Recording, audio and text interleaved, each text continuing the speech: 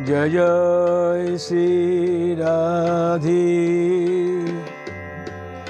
আজ জয়দেব গোস্বামী গীতগোবিন্দ খানি রচনার পর কিছু ঘটনা অলৌকিক আমি নিবেদন করব। গতকাল আমরা দেখেছি জয়দেব গোস্বামী গোবিন্দ এসে দেহি পদপল্লব মুদারম এই কথাটি জয়দেবের চরম পদাবলীর চরণে লিখে দিলেন। আমরা দেখেছি জয়দেব যখন উন্মত্ত চিত্তে উদ্বেলিত প্রাণে মান ভাঙাবার জন্যে গোবিন্দকে মস্তকে ওনার যে চরণ দুটি রাখবার যে মানস করেছিলেন উনি পারলেন না লিখতে। গঙ্গা স্নানে চলে গেলেন। গঙ্গা স্নান সেরে দেখলেন গোবিন্দ নিজে এসে সরগরলি খণ্ডনং মম শিরসি মণ্ডনং দেহি পদপল্লব মুদারম কথাটি লিখে দিলেন। সেই জয়দেবের পরবর্তী অংশটুকু আজই আমি বলবো আপনাদের। একটি সঙ্গীত দিয়ে শুরু করি। প্রথম ভক্তিরসের কথা কহিব আমি যত, ভক্তিরসের কথা কহিব আমি যত, আমার হৃদয় শোধিত হইবে তরা করি তত। বলি রাধার চরণ সুধায় মজিব আমি যত, রাধার চরণ সুধায় মজিব আমি যত, ভক্তিরস পাত্রে রাধা সুধা ভরিবে তত। বলি ঢালিবে যত নাহি ফুরাবে এত, বলি ঢালিবে যত নাহি ফুরাবে এত। বলি জীবনাবধি হও যদি রাধা সুধায় স্নাত, বলি জীবনাবধি হও যদি রাধার চরণ সুধায় স্নাত। কবু না হইবে তুমি শূন্য হাতে বিরত, কবু না হইবে তুমি শূন্য হাতে বিরত। শত শত গুণ বাড়িবে তত তুমি ঢালিবে যত, শত শত গুণ বাড়িবে তত যত সুধা ঢালিবে যত। ভক্তিরসের কথা কহিব আমি যত, হৃদয় শোধিত হইবে তরা করি তত। রাধার চরণ সুধায় মজিব আমি যত, ভক্তিরস পাত্রে রাধা সুধা ভরিবে তত। বলি ঢালিবে যত নাহি ফুরাবে এত, বলি ঢালিবে যত নাহি ফুরাবে এত। জীবনাবধি হও যদি রাধার চরণ সুধায় স্নাত, শত শত গুণ বাড়িবে তত তুমি ঢালিবে সুধা যত। এরপর জয়দেব গোস্বামী গীত গোবিন্দ গ্রন্থখানি রচনা করার পর পুরীধামে জগন্নাথ দেবের চরণে গ্রন্থখানি সমর্পণ করলেন। লোকের মুখে মুখে এই প্রাণ মন বিভ্রমকারী গীত গোবিন্দ প্রচার হতে লাগলো। বিদ্বান পণ্ডিত ভাবুক গৃহী ত্যাগী সকলেই শ্রী গীত গোবিন্দের নাম গান করতে লাগলেন। দিকে দিকে ধ্বনিত হতে লাগিল গীত গোবিন্দের গীতি। সবাই মুগ্ধ হতে লাগলেন। একদিন ভক্তমান গ্রন্থ থেকে এটা উল্লেখ আছে, একদিন এক মালিনী গীত গোবিন্দের গান করছিলেন। উদ্যানে কাজ করতে করতেই গীত গোবিন্দের গানখানি করছিলেন। গীত গোবিন্দের তো অনেক গান, একটি গান করছিলেন। সেই গানের মধুর সুরে জগন্নাথ দেব ওই উদ্যানে প্রবেশ করে তন্ময়ভাবে সেই সঙ্গীত শুনছিলেন। এই তন্ময়ভাবে বিমোহিত হয়ে যাওয়ার পরে ওই জগন্নাথ দেবের অঙ্গে জামায় কণ্টক বিঁধে দেয়, ধুলা আবরিত হয়ে যায়। তো এই অবস্থায় জগন্নাথ দেব মন্দিরে যখন যান, পরের দিন রাজা এসে এই দর্শন করে তখন বলেন, কি ব্যাপার? পান্ডাকে জিজ্ঞেস করেন কি হলো। জগন্নাথ দেবের শরীর এরকম ধুলায় মগ্ন, কণ্ঠকাকীর্ণ। তখন উৎকল রাজের প্রত্যাদেশ দিয়ে পান্ডাদের বললেন যে এই সমস্ত ঘটনা বললেন। পান্ডারা রাজাকে সমস্ত কথা বললেন।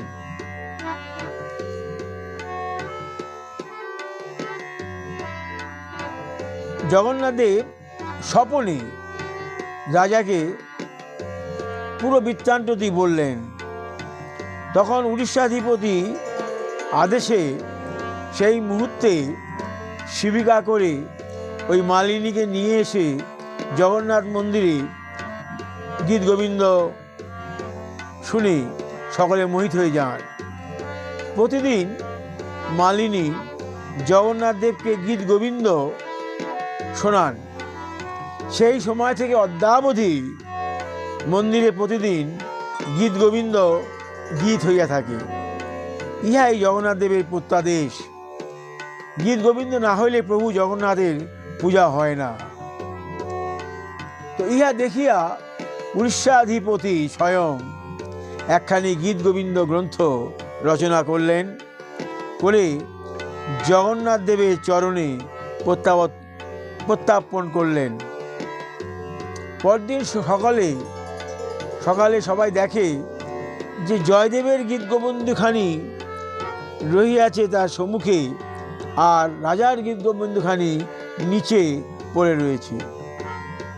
তো রাজা ইহাতে খুব মর্মাহত হলেন এবং সমুদ্রে ঝাঁপ দিয়ে ওনার প্রাণটি বিসর্জন দেবার সংকল্প করলেন।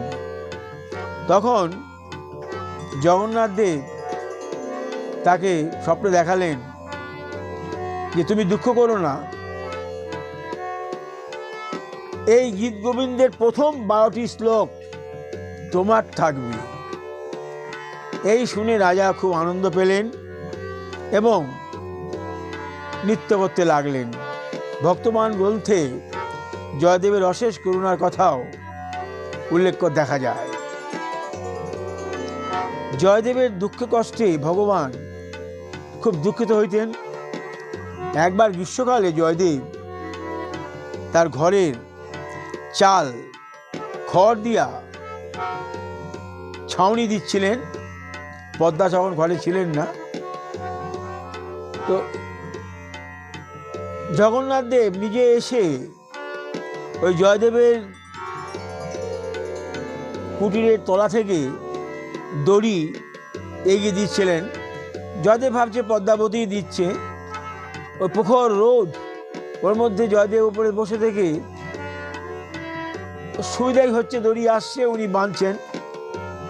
তো আর উনি এই ব্যাপারে কিছু আজ করেননি। পরে নেমে দেখছেন যে পদ্মাবতী তো ঘরে নেই, তাহলে এতক্ষণ আমাকে দড়ি কে নিচে থেকে জোয়ান দিল। তখন উনি ঘরে গিয়ে দেখেন যে মাধবের অঙ্গে ধুলা, হস্তে ঝুল লেগে আছে। তখন বুঝলেন যে এই মাধবী তাহাকে সাহায্য করেছে। তখন জয়দেব মাধবের চরণতলে পড়ে ক্রন্দন করতে লাগলেন। তারপরে এত করুণা মাধবীর, পদ্মাবতীর আগ্রহ ছিল, ভোগ রান্না করেন প্রতিদিনই, যে উনি সেবা করাবেন। তো একদিন উনি রাধা মাধব নিজে এসে ওনার অন্ন ভোগ গ্রহণ করেন। এরপরে একটি ঘটনা, রাধা মাধবের উৎসবের জন্য অর্থ সংগ্রহ করবার জন্যে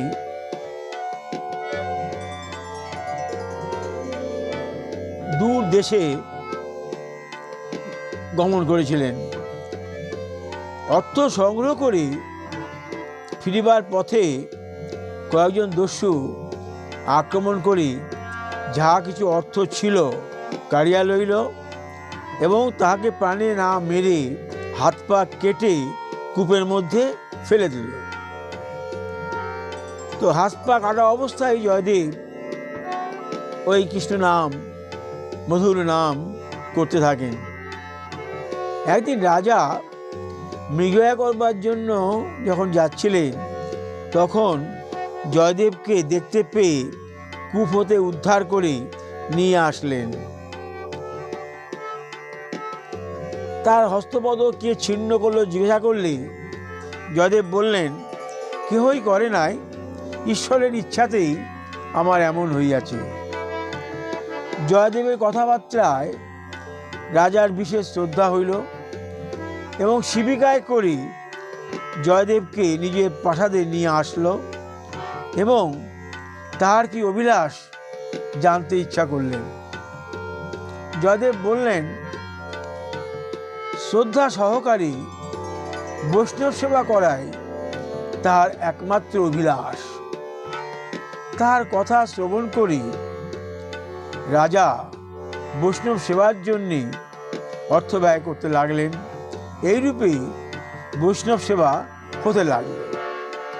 দৈবক্রমী যে দস্যুগণ জয়দেবের হাত পা কেটে ফেলে রেখে দিয়েছিল কূপের মধ্যে, সেই দস্যুরা ওই বৈষ্ণব সেবার জন্য এলো।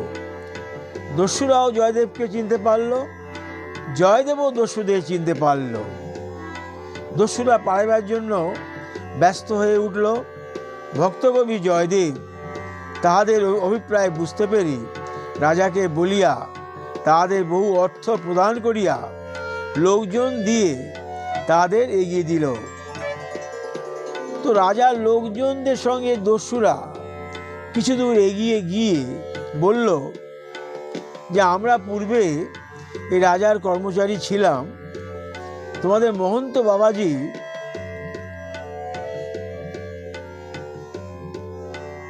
জঘন্য কাজ করার জন্য রাজা তাকে প্রাণদণ্ডের আদেশ দিয়েছিল। আমরা তাকে হাত পা কেটে ছেড়ে দিয়েছি, প্রাণে মারিনি। জয়দেবের কথা বলছেন দস্যুরা, মিথ্যা কথা, তাকে মারিনি। তো আজ আমাদের তাদের সঙ্গে সাক্ষাৎ হলো, পাছে সব প্রকাশ হয়ে যায়, সেই বহে ওই ভণ্ড রাজাকে বলে কিছু অর্থ দিয়ে আমাদের মুখ বন্ধ করলো। এই কথাটা বলার সঙ্গে সঙ্গে বসুমতী ফাঁক হয়ে গেল, ফেটে গেল, দস্যুগণ মাটির মধ্যে ঢুকে গেল, মাটি আবার বন্ধ হয়ে গেল। এই ঘটনা দেখে সকলে ভীতচকিত হয়ে গেল। রাজ অনুচরগণ ইহা দেখিয়া ভীতচকিত হইল এবং সাধু নিন্দাকারী এরকম শাস্তি দেখিয়া রাজার নিকট গিয়া সমস্ত বৃত্তান্ত বলিল। তো রাজা জয়দেবের নিকট আনুপর্বিক সমস্ত ঘটনা শুনলেন এবং পরহিংসার মতো কোনো পাপ আর নাই। এজন্য দস্যুগণকে চিনিতে পারিয়াও শাস্তি না দিয়া আমি শিষ্ট ব্যবহার করিয়াছিলাম। এই জন্য দস্যুগণ চিনতে পারিও শাস্তি না দিয়ে যখন শিষ্ট ব্যবহার করলাম, আর দস্যুরা এরকম ব্যবহার করাতে তাদের পাপ পূর্ণ হলো, পাপ পূর্ণ হয়ে তাই তাদের এরকম শাস্তি হলো। তারপর দেখা গেল যে জয়দেবের সমস্ত হস্ত পদাদি আবার পূর্বের মতন হইল। রাজা বিস্ময়ে হতবাক হয়ে গেলেন এবং জয়দেবের নিকট দীক্ষা গ্রহণ করলেন। রাজার আদেশে পদ্মাবতীকে শিবিকায় করিয়া নিয়ে আসলেন। তো রাজা রানীর সহিত পদ্মাবতীর একটা প্রীতির সম্পর্ক হলো। একদিন রানীর ভ্রাতা মৃত্যু হলো। তখন ওই ভাতৃবধূ সহমরণে গেলেন। এই সংবাদ পেয়ে আকুল হয়ে ক্রন্দন করতে লাগলেন। তো রানীকে সান্ত্বনা দিয়ে পদ্মাবতী বললেন যে স্বামী স্ত্রীর মধ্যে প্রগাঢ় প্রীতি থাকলে, স্বামী যদি গত হন, স্ত্রীর প্রাণ থাকে না, স্ত্রী চলে যায়, সহমরণের কোনো প্রয়োজন হয় না। তো এই কথা শুনে রানী কিছু বললেন না। এটি পরীক্ষা করার জন্যে একদিন রানী জয়দেব যখন অন্য কাজে বাইরে গেছেন দু একদিনের জন্য, তখন রানী বললেন পদ্মাবতীকে জয়দেবের মৃত্যু সংবাদটি। তো পদ্মাবতী সঙ্গে সঙ্গে মৃত্যুবরণ করে নিল। তো রাজা রানীকে বললেন, এ কী করলে তুমি? মিথ্যা কথা বলে, আমি পরীক্ষা করতে গেছিলাম। যাই হোক, এই তো মানে খুবই অপরাধ করছো তুমি। জয়দেব আসলে তখন জয়দেবের কাছে ক্ষমা চাইলেন সকলে এবং পদ্মাবতীকে বাঁচাবার জন্য বারবার অনুরোধ করতে লাগলেন।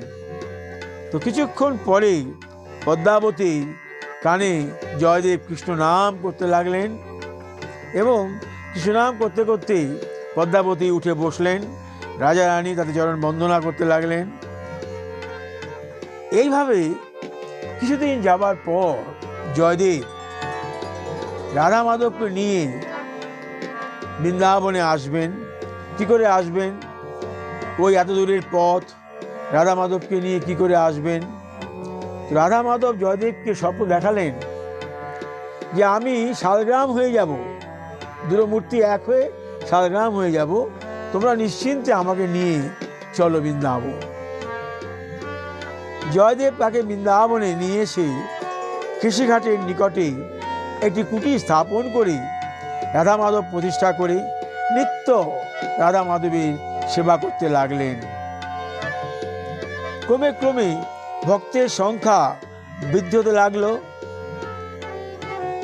একদিন এক ধনী ব্যক্তি কৃষিঘাটের নিকটে রাধা মাধবের মন্দির নির্মাণ করে দিল। এইভাবে জয়দেব জীবিতকাল পর্যন্ত রাধা মাধবের মন্দিরে পূজা পাঠ করতে থাকলেন। তারপর মোগল সম্রাট ঔরঙ্গজেবের যখন এই বৃন্দাবনের সমস্ত মন্দির ধ্বংস করতে লাগলেন, তখন গোবিন্দ গোপীনাথ মদনমোহনের সঙ্গে রাধা মাধবকেও জয়পুরে স্থানান্তরিত করা হলো। জয়পুরে 3 মাইল দূরে ঘাটি নামক পর্বতের স্থানে জয়দেবের রাধা মাধব মন্দির বিরাজিত। তো দীর্ঘদিন জয়দেব বৃন্দাবনে ভজন করার পর জয়দেব কেন্দুবিল্ল গ্রামে গিয়ে বসতি করলেন। বসতি করার পর উনি 18 কিলোমিটার পথ দূর গিয়ে স্নান করতেন। তো গঙ্গা দেবী বললেন, তোমাকে আর এত দূরে আসতে হবে না, আমি উজানে তোমার বাড়ি পর্যন্ত গিয়ে আবার আসব। ওই জয়দেবের বাড়ি পর্যন্ত গঙ্গা আসেন, জয়দেব নিত্য স্নান করেন এবং ওখানে অবগাহন করে গান কীর্তন আদি করেন। পতিত পাবনী গঙ্গা আবির্ভূত হয়ে বললেন, বৎস, আজই হতে এইখানে আমি থাকলাম। আর পৌষ সংক্রান্তি, এই দেখুন অজয় স্নান কি মাহাত্ম্য। গঙ্গাসাগরে স্নান যেদিন হয় মকর সংক্রান্তির দিনে, পৌষ সংক্রান্তি, এইখানে ঠিক জয়দেবেরও এই কেন্দ্রবিল্লি গ্রামে অজয় ওইখানে গঙ্গা আসে এবং ওখানে স্নান করে শত শত লক্ষ লক্ষ পুণ্যার্থী আজও ওখানে স্নান করে। মাঘ মাসে এই প্রতি বছর এই সংক্রান্তির দিন, এই মাঘ মাসে সংক্রান্তির দিন এটি হয়। দূর দূরান্ত থেকে বৈষ্ণবরা আসেন এখানে। তো কবি ভক্ত জয়দেব গোস্বামীর চরণে এই তার কাহিনী বলে আমি একটি সঙ্গীত করি আজ শেষ করি।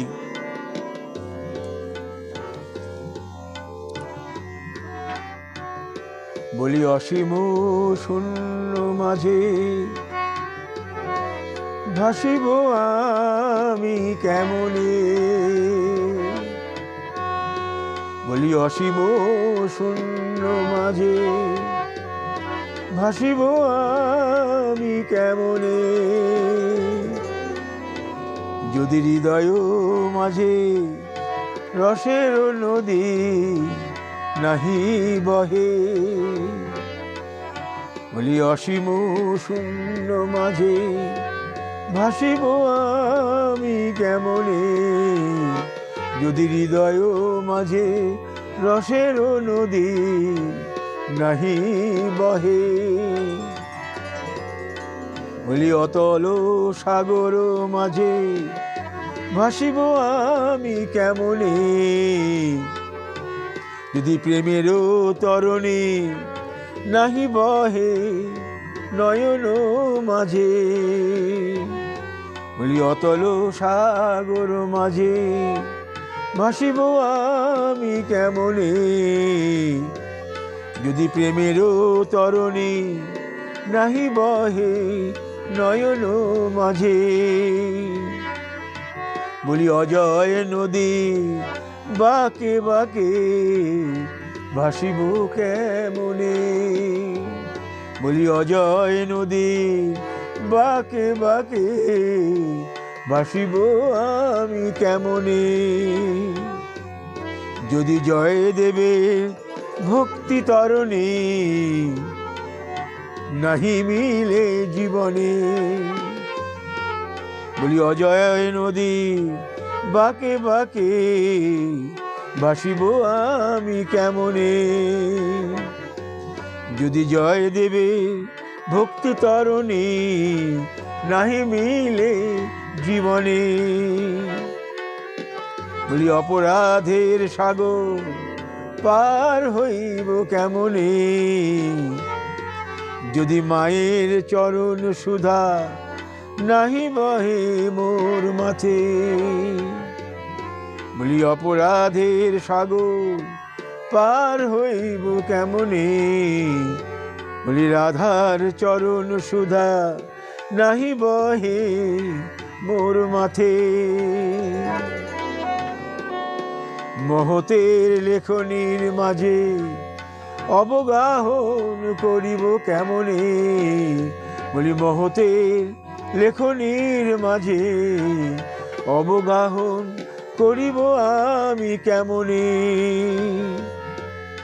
যদি কৃষ্ণ রস সুধায়, যদি কৃষ্ণ রস সুধা নাহি বহে হৃদয় মাঝে,